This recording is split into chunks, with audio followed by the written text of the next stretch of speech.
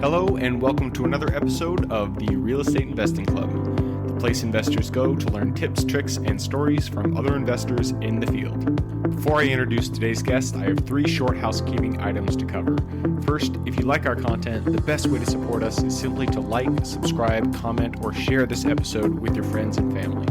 Second, we are active investors ourselves and are always on the lookout for mobile home, RV, mixed-use commercial, and multifamily properties in MSAs with a population of 100,000 or more. So if you are also an active investor and have something you think we may be interested in, we would love to take a look. Send us the details of the deal at www.therealestateinvestingclub.com. Third, if you are a new investor and would like to learn how to get started or scale your real estate investing business, go to www.therealestateinvestingclub.com to check out our course. So without further ado, let's dive right in. We have a very special guest with us today, so buckle up, grab your pen and paper, and enjoy the ride. All right, we are live. Today we have William Morales with us from One Will Properties in the good old New York City. William, how are you doing out there in the heat? I'm good, Gabriel. I mean, I appreciate you having me on. It's like I told you earlier before we recorded, it's scorching out here, which I love. I love the summer. We're in the upper 80s, so I'm okay with it. That's 80 with 100% humidity, right? Pretty much, yeah. You're going to have in your apartment the AC on all night and all day, you know? And if you're going outside, you better be in shorts and a T-shirt. And plenty of water. That's right. Stay hydrated. Yeah. Speaking of, I'm going to grab my water here.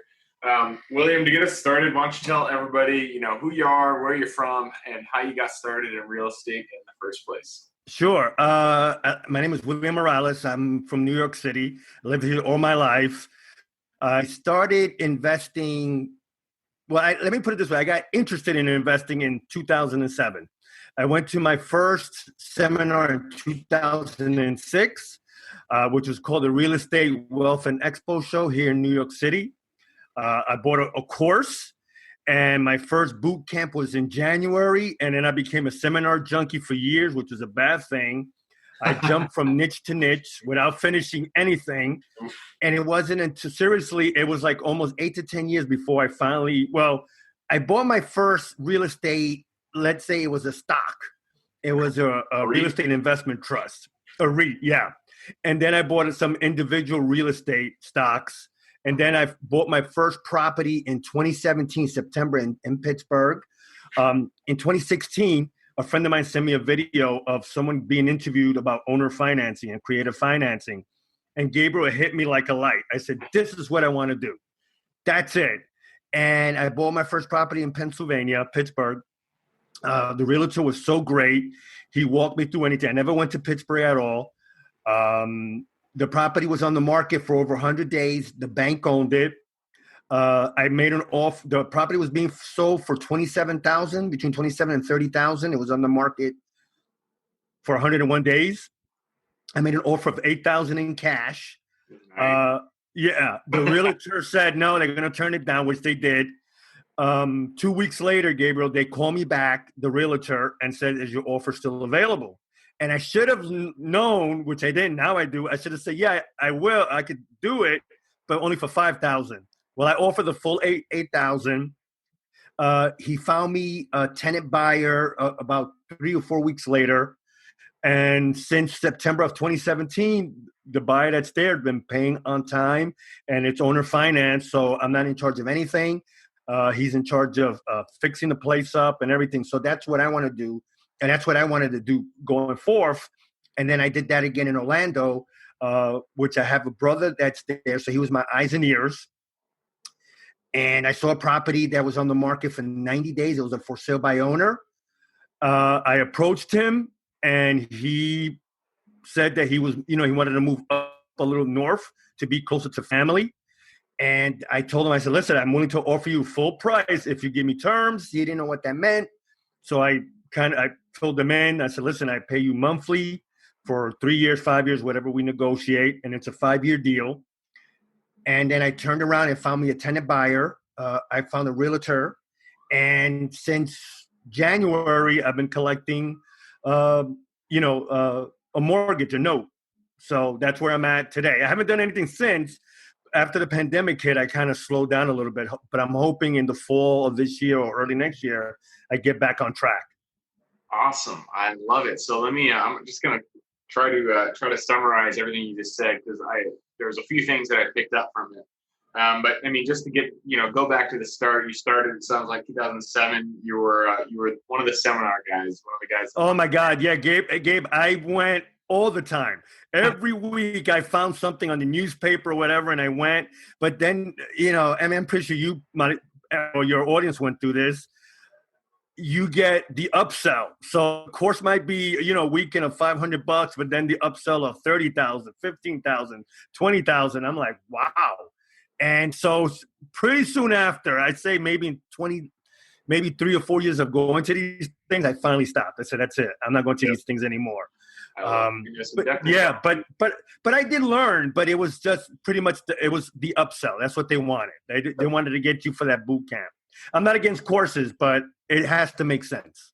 Yeah, absolutely. I mean, you got to make sure that they're in it for your education as well, and not just a check, because there's some guys out there that'll fleece you. I mean, education is super important when it comes to real estate investing. It's easy to lose money if you don't know what you're doing, but you don't want to get carried away. And when it comes, there's a lot of courses that are overpriced. We're actually launching a course at the Real Estate Investing Club, but our price is going to be very, very reasonable, because I don't want to have stories like this where people are angry that they didn't get their values worth. So, so I'm glad, you were on that treadmill. You were on the learning curve. You just kept going to seminar. Eventually 2000 and I didn't even write it down. It sounds like 2017. 2017. Yeah. I bought my first real estate stock, I think it was in 2014. Then I bought a couple of more, REITs and stuff like that. But it wasn't until 2017 where I bought my first physical property in September of 2017. Nice. So 2017 really it started your active investing. Right. Awesome. I love it. Yeah.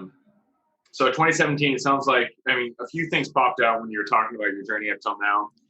You bought 2 properties, one in Pittsburgh, one in Orlando.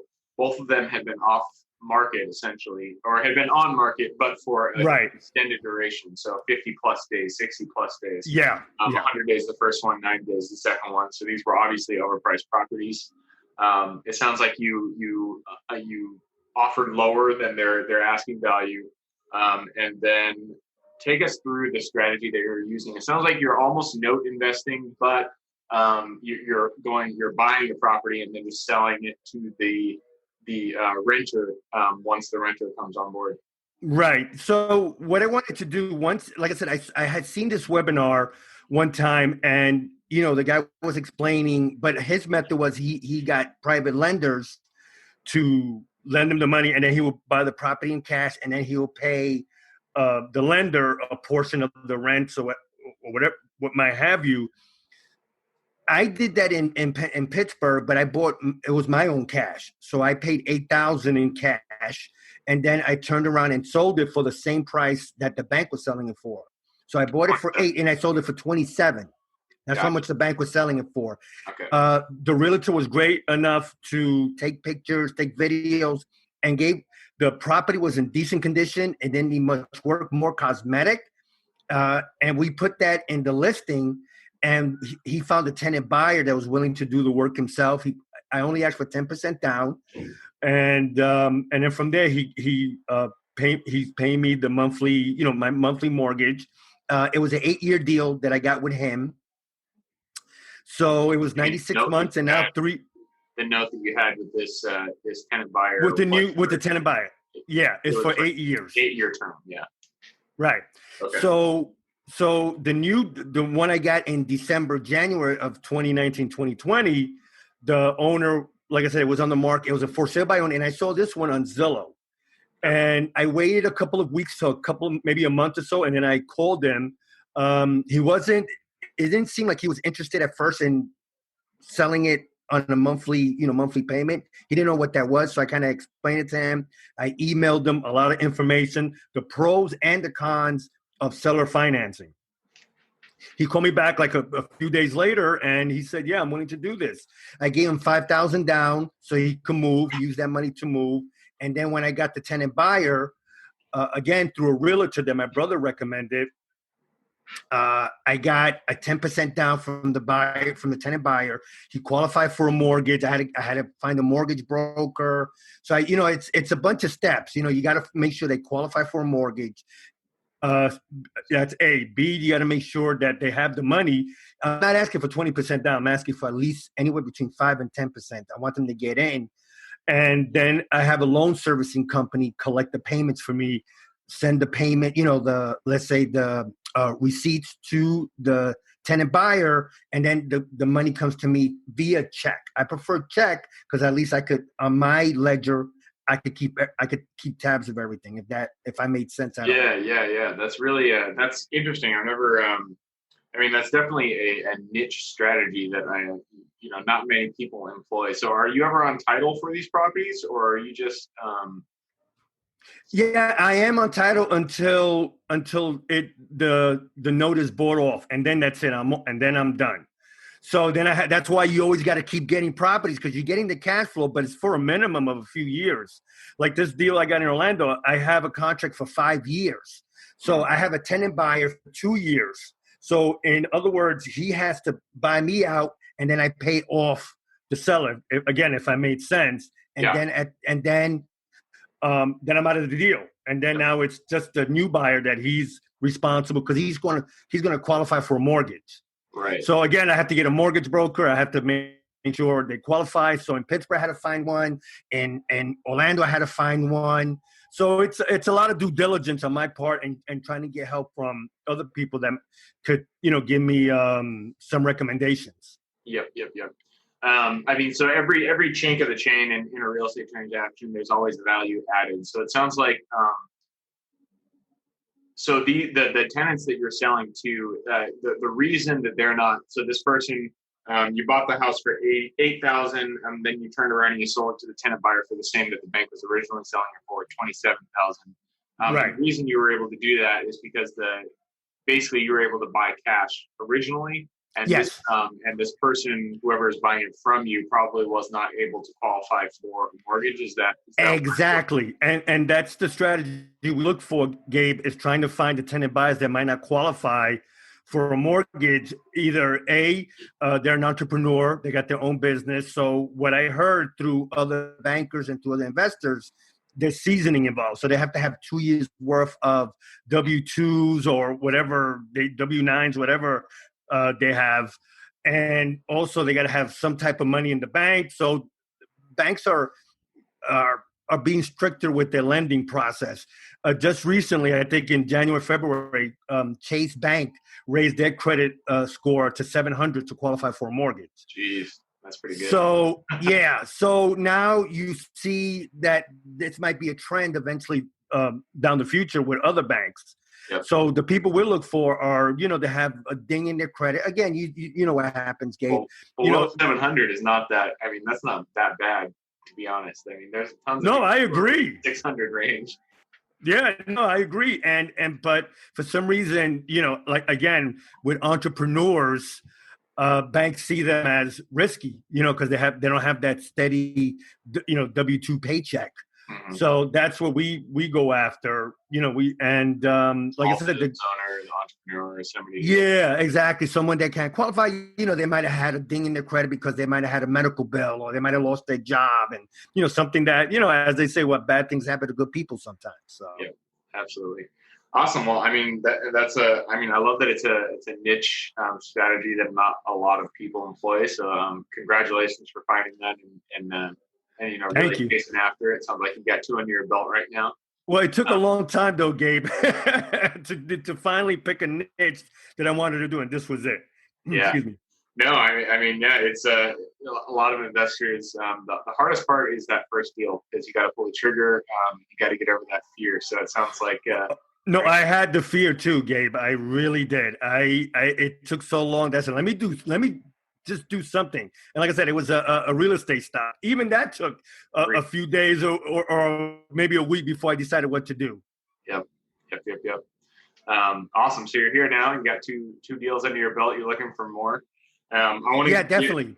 Yep. I want to dive a little bit further into, the details of your transaction.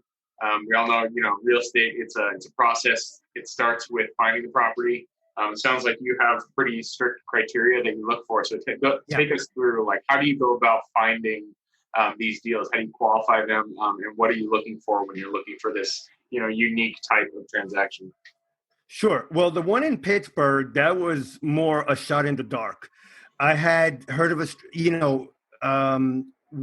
watching that webinar I did in 2016, where the investor paid cash or got a lender to lend them the cash. I pretty much took that model where I found a property that needed a little bit of work, not a massive amount of work. And I looked in a certain zip code. So I looked at when I looked at Zillow or Realtor, I always look at the county website and I see, who owns it, the comps. I look at also the city around it. So I download a report, which is called the Comprehensive, I think, Annual Financial Report, CAFR. That's what it's called. And some reports are like 200 to 300 pages, but I look at the introduction section, the financial section, and then I think and there's oh my God, there's a third one. I got to look for it. But there's 3 sections of the report that I look at, which is the job growth. Look at, are people coming into the city or they're moving out? What are the industries? So it's a long process, but you have to do that before you make that investment. Are people, are you going to invest in Michigan where people are moving out by the droves? And it's a one industry city. It was the motor city. Detroit, yeah. So if you look at something like that, you have to find out, and it's easy to Google. I just put Fortune 500 companies in Pittsburgh, and I found I think it was 5 or 6. And then I looked at the hospitals. The hospitals are, healthcare is a big industry. So I looked at something called walkscore.com, and when I put the address, it gives you a score of how walkable your property is to the neighborhood. So in that particular instance, I have a walk score I think it was 84. So it was they call it a walker's paradise. So that's what I look for. The property in Orlando, unfortunately, that walk score got I think a 20. It's more of car related. So you have to have, a car or motorcycle or something. So the same thing, I look at the county website, I see who owns it. Then I might either call them or send them a letter or get in contact with the realtor. I look at the report, the comprehensive annual financial report. And again, it's a lot of pages, but there's only a few things you need to look at, which is the financial, the statistics, people moving in and out, things like that. I look at census.gov. So there's about a few websites that I look at. Census.gov, WalkScore, the county website, and it gives you tons and tons of information that you can make an intelligent decision whether to move forward or not. Awesome. Hopefully I made sense. Sorry, I was long. No, yeah. I'm taking notes here just to make sure that I understand exactly how you do it. So the CAFR, the Comprehensive Financial Analysis Review, whatever you call it. Financial report. Yeah, and I learned that from another investor, and and I got that idea from Warren Buffett, who always reads the company's financial report. So basically, it's almost the same thing. It gives you the financial report for basically for the area. Exactly. Yeah. And it tells you, again, the job growth, the job losses. It gives you pretty much a good gauge of the market you're looking to invest in. Nice. Yeah. The easiest way, Gabe, will be to ask people that, hey, what is this market? That's what I do with my brother in Orlando. I said, how you like the area? He said, oh, I love it. And that was easier, but I still did my analysis. Yeah, absolutely. We usually use Best Places, bestplaces.net, but CAFR sounds much more comprehensive, so I might add that to my tool belt when I do my due diligence. Best Places. Yeah, I heard of Best Places, but I never used them.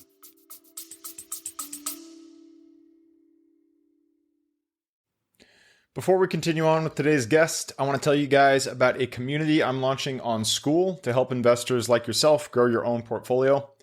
In this community, you'll get access to all the docs I use, all the systems I've built, everything I've used to grow my own portfolio, as well as instructions and guidance on how to get out there and find great deals, how to finance those deals, and then how to manage them for great returns. Since we're just launching it, the price will be set at a measly $20 per month, and whatever price you join at is the price you'll have for life. We will be increasing the price as the group grows, so if you're at all interested in growing your portfolio along other investors, now is the time to join.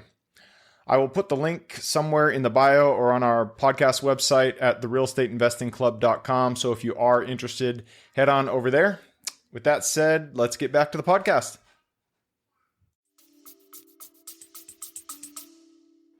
Yeah, it's just another way to look at demographic statistics. It gives you the MSA and all that stuff. So you use CAFR, you get the walk score, and then you look at census.gov. What you're looking for is a net positive migration into where you're at. Yeah, exactly. Awesome, I love it. And then to actually find you're looking for very specific properties here. It sounds like the ones that have been on market for a while. So do you go on to Zillow and you only search properties that are 60 plus days, 50 plus days, something like that? Yeah, definitely. And the one in Pittsburgh, the property, like I said, it needed more cosmetic fixing than anything. But the one in Orlando, the one I found, it just needed, in fact, it didn't need any work. And that was on the market, I think, for 90 days, like I said before. But I looked for 60 and above and a price point between 200 to 300,000.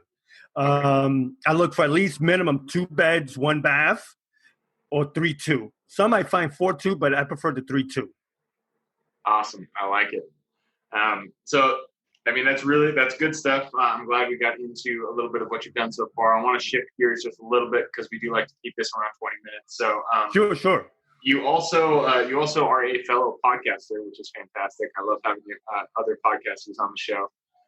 So tell us, what have been the benefits of running your own podcast for people who may be interested, other real estate investors, other agents who may be interested in starting a podcast? What are the benefits that you found for yourself after you started yours? Oh, definitely. You know what, Gabe? The best part is you learn as you go. And believe me, when I'm interviewing investors that are multifamily investors or property managers, I learn the business and I'm listening, taking notes. When I do the show notes, I'm writing down all the information they tell me. The benefit is you're networking online.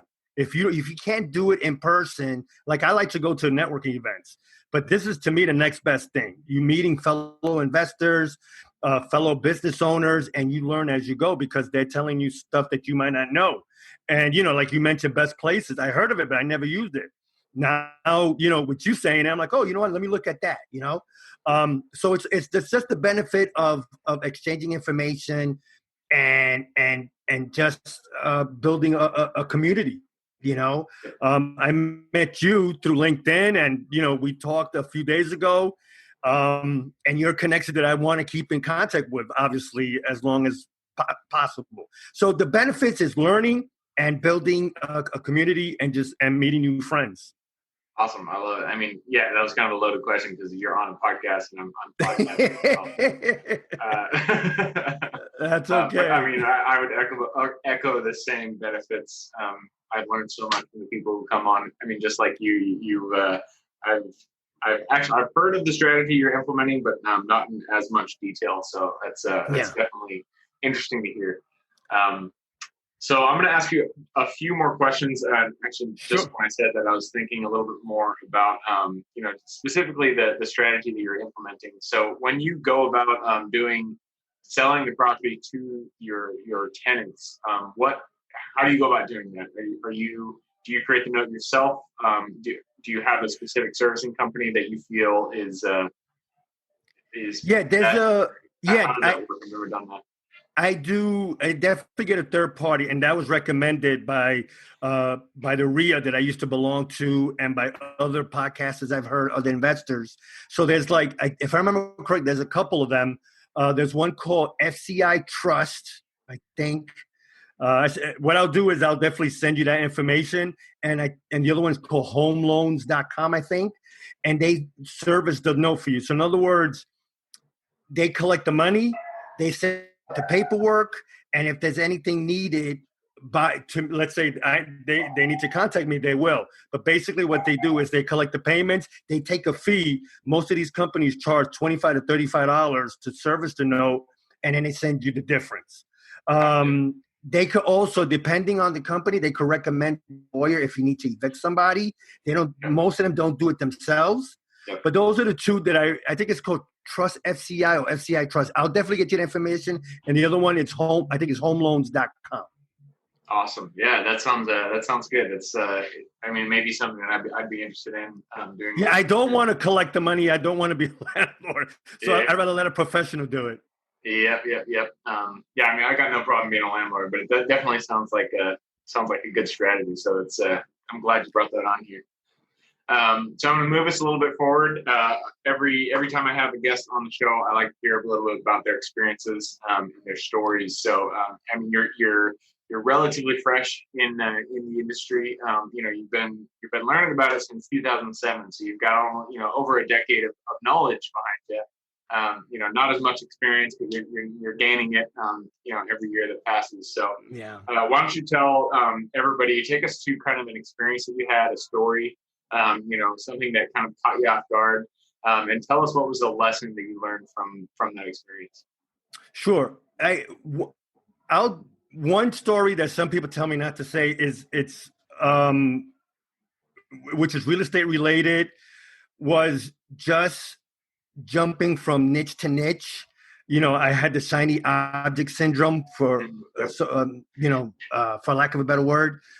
And at the beginning, I wanted to do wholesaling. Then I wanted to do fix and flip, then tax liens. And I never got anything done. That's the biggest lesson I ever learned is, start something, finish it. And for me, it was the owner financing, the creative financing. And I realized all these years went by, Gabe. Almost 10 years went by. And I'm not even talking about buying stocks or anything. I'm just talking about the physical property from 2007 to 2017. All those years went by because I could not pick a niche. It was I just never finished anything. And, if somebody wants to do wholesaling, then stay with it. That's it. Work on it for a year or two, become an expert, then outsource that part and then jump to the next niche. One book I bought a few years ago, if you don't mind me saying, is The One Thing by Jay Papasan. Yeah, that's a good one. Yeah, and it just tells you, just pick one or two things and cut the distractions. Not having a cell phone near or Facebook open or anything like that. And, stuff like that really happened to me during those years because, blame HGTV because I used to love that channel. I used to love to learn how to fix and flip, but it's, they give you the easy part, but it's really hard because I know some investors that after a couple of years, they just stopped doing it because they didn't like it. So pick one niche and finish it. Again, if it's wholesaling, just do it. And don't be like me where you jump from niche to niche and you find that object, oh my God, I want to try this. For me, it didn't work. Yep. No. I had a little bit of the same thing. I've done wholesaling, I've done flipping, and it really does come down to choosing one thing and getting really good at that, because that's where the expertise comes in, and when your value really plays out there. And I totally agree with you on the flipping thing. I did a few flips, and it's not for me. It's not what they show on HGTV. But all you flippers out there or aspiring flippers, I do not want to dissuade you. It is, if you got the touch and you're a good designer, then go for it. But just know that it's hard. It's hard. Yeah, it's another job, right, Gabe? It is a job because once you get that paycheck, then you got to do it again, so you don't have that money working. As I say, the passive. Yeah, exactly. Absolutely. Awesome. Well, so we're closing in on the end here, William, but I appreciate having you on. Before you leave, though, I'd like to know, I always ask guests, what is the one thing, if you were to go back to William back in 2007, and tell him just one piece of advice going forward in real estate, what would that piece of advice be? Definitely, like I said before, pick that one niche and just stay with it. Awesome. Get your education, but if you're gonna buy some education, make sure it's something that you could use, and you get the support that you need, whether it's email support, phone support, or things like that. Because some of these companies back then didn't offer any type of support, or if it was like 3 months of support. Things like that. I wish I would have known back in 2007. But basically, just picking the one niche and just staying with it. Perfect. I love it. That's very good advice. Awesome. So, again, thank you for coming on here and sharing your wisdom, especially in your very specific niche. We all need to receive things as well. So if somebody watching were to bring you something, what would you want to receive? That's a good question. You know what? I'm a big self-help type of guy. So any type of advice on self-help, how can I improve myself more to make me a better man? That type of advice I would like. Whether it's from a Tony Robbins or Gabe Peterson, I'm always open to listening to someone that has that wisdom. Awesome. I love it. Well, I appreciate you having you on. If somebody didn't want to reach out to you, what would be the best way for them to do that? Yeah, they could email me at peer-to-peer-real-estate@gmail.com. That's peer, the number 2, peer-real-estate@gmail.com. Perfect. So you heard it from him. If you guys want to reach out, email him at William at peer-to-peer. That's a number 2 at gmail.com. Or I will also put his LinkedIn profile in the show notes, so you can go ahead and click through there. Third time I've said this, but again, William, thank you for coming on the show. I appreciate it. No, it's my pleasure, Gabe. Absolutely. For everybody listening and watching, we appreciate you guys coming here with us and learning from William, as I have as well. If you guys want to support the show, the best way is just to give us a thumbs up, subscribe to the channel, or share it with your friends and family. And we look forward to seeing you guys on the next episode. Thank you for joining us on the Real Estate Investing Club. If you feel we provided value, we would appreciate it if you hit that thumbs up, share it with your friends online, whatever it may be. If you'd like to share or partner with us on an investment deal, we are always looking for quality projects. Go to www.therealestateinvestingclub.com to get in contact with one of our partners. Otherwise, I hope you guys have an absolutely fantastic day, and I look forward to seeing you on the next episode. All right, before I officially sign off, I have a quick announcement to make. If you're interested in becoming a passive investor in one of my deals, my own company, Kaizen Properties, is looking for capital partners for our upcoming projects. We invest in what are known as recession-resistant assets, mainly self-storage facilities, mobile home and RV parks, and industrial properties. If you're interested in investing and would like to learn a little bit more about my company, our investing criteria, and some of the previous projects we've done, go to the Real Estate Investing Club podcast at therealestateinvestingclub.com and scroll all the way down to the bottom of the page. Click on the Invest With Us button. That'll pop up the investor form. Fill that out, and we will reach back out to you as soon as we can. Or if you prefer a little bit more of a personal touch, you can reach out to me at gabe@therealestateinvestingclub.com. So really, that is it. Again, it was a pleasure hanging out with you guys during this episode, and I look forward to seeing you on the next episode.